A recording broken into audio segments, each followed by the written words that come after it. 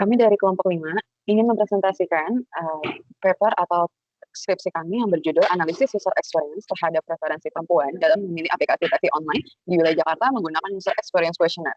Dengan dosen pembimbing kami, yaitu Bapak Yakub Utama Chandra, dengan beranggotakan yaitu ada Anggi Desiana Putri, ada Ismi Muharin, dan ada Trianisa Shalviera.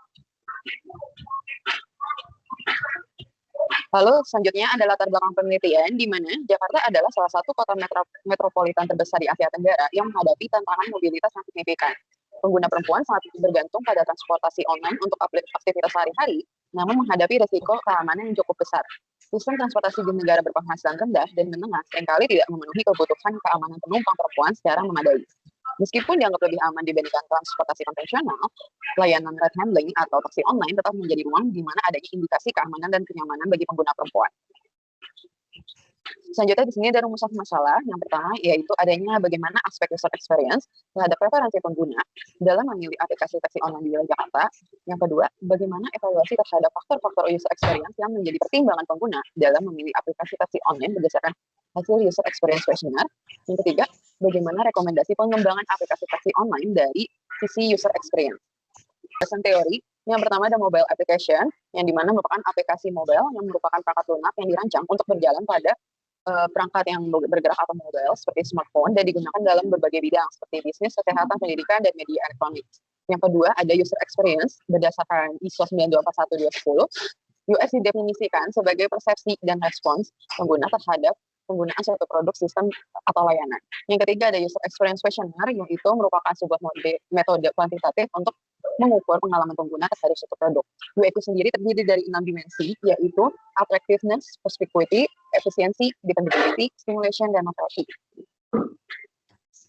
Selanjutnya di sini terdapat UAQ item list yang terdiri dari 26 item, di mana untuk bagian yang kiri merupakan penilaian paling buruk, sedangkan untuk yang bagian kanan merupakan penilaian paling baik atau bagus. Oke, selanjutnya ada UAQ Tools. UAQ Tools merupakan sebuah UAQ data analytic tools yang sebagai alat yang dirancang untuk memproses umpan balik pengguna secara sistem.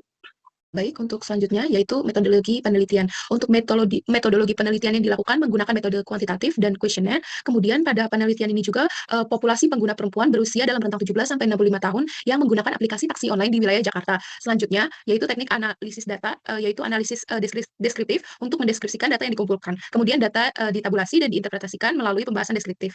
Kemudian pengujian data yaitu uji validitas dengan UAQ tools dan uji reliabilitas dengan metode Cronbach Alpha.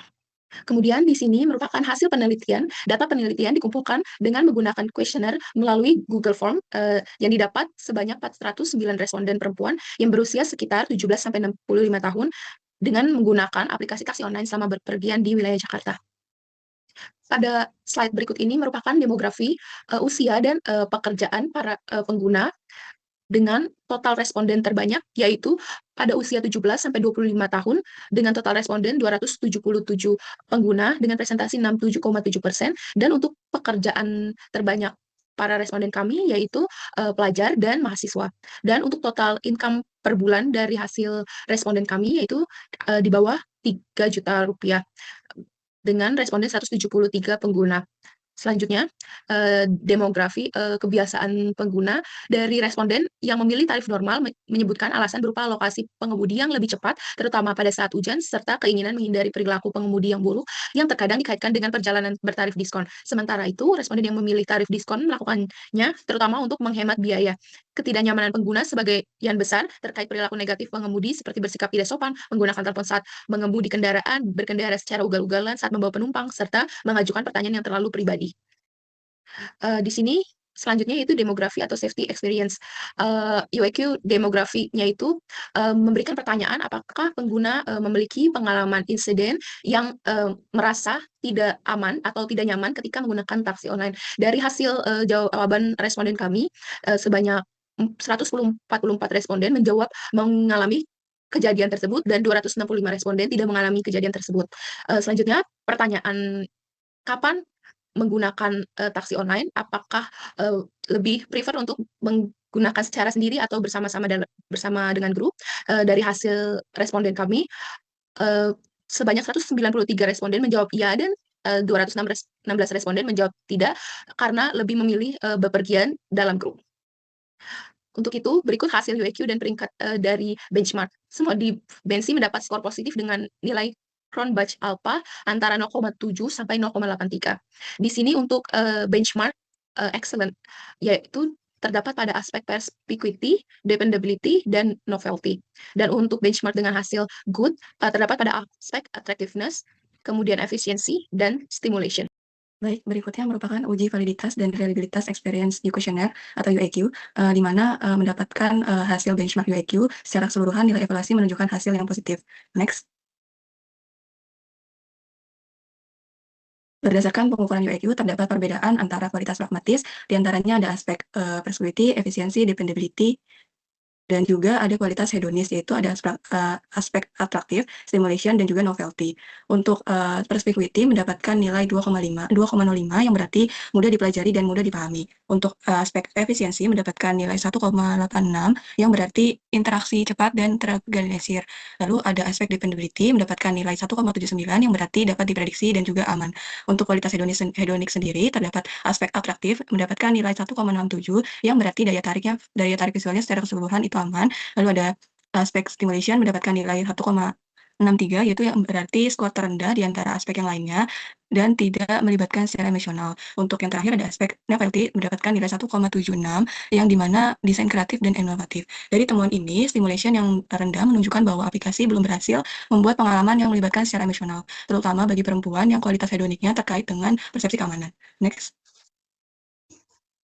Berikut merupakan distribusi aspek stimulation, di mana mendapatkan hasil sebanyak 14 responden memberikan nilai 1 sampai dengan 3 pada item motivating yang menunjukkan bahwa sebagian pengguna menganggap aplikasi kurang memotivasi untuk digunakan. Next. Berikut distribusi kuesioner pada aspek atraktif, di mana mendapatkan 19 responden yang memberikan nilai 1 sampai dengan 3 pada item unatraktif atau atraktif, yang menunjukkan bahwa sebagian pengguna masih menganggap aplikasi kurang menarik. Next. Berikut merupakan distribusi kuesioner aspek efisiensi, mendapatkan 19 responden yang memberikan nilai 1 sampai dengan 3 pada item slow atau fast, yang menunjukkan masih adanya persepsi keterlambatan selama proses pemesanan atau interaksi sistem. Next.